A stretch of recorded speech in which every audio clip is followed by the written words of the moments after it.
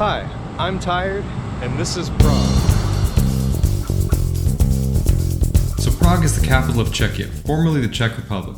They changed their name in 2016 because they felt like it. The city has two popular areas, Old Town and New Town, and it's pretty much what it sounds like. New Town has more modern architecture, and Old Town, also known as Staré Město in Czech, has the cool old stuff to look at. So naturally, that's where I wanted to check out and where we stayed.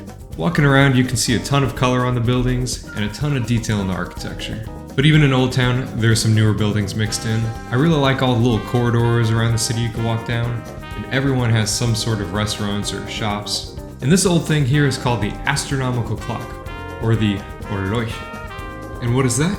Well, it's a clock, but for space stuff. So you can see the phases of the moon and position of the sun and planets. And of course, there are souvenir shops everywhere, like this one.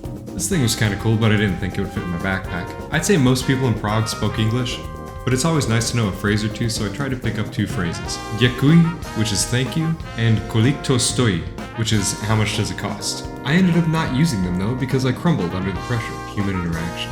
This area is a part of Newtown, and something you might notice in Prague is that there are no Apple stores, or none that I noticed, just these certified resellers. McDonald's. While we were there, it looked like they were getting ready for Easter in some of these shops. And here you can hear church bells and see Bruce Willis from the movie Glass. And if you like Harry Potter, these might look familiar.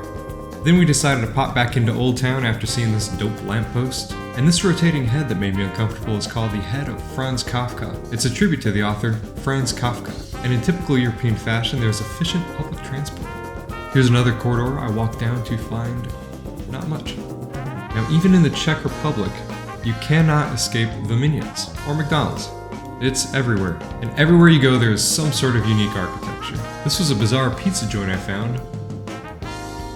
And I also found this Banksy museum that was closed. It's gotta be the third or fourth one I've seen around Europe.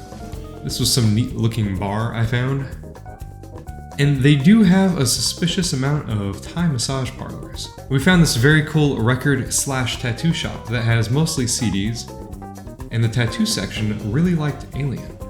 And here's the Rock Hard Cafe next to the Hotel Rot that we decided was best not to stay at. But it got kinda late and cold, so we decided to call it a night.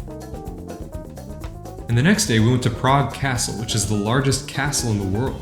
Comprised of palaces and museums, it's been a seat of power in Czechia for over 1,000 years. And as you walk in, past the guards and through some arches, there's this absolute unit of a cathedral called the St. Vitus Cathedral. When you step inside, it's unbelievable. Intricate stained glass, high ceilings, at least 10 feet tall. And around the back is more castle. The place is like an entire town, and here was a view everyone was fighting for. So I just walked to this spot instead.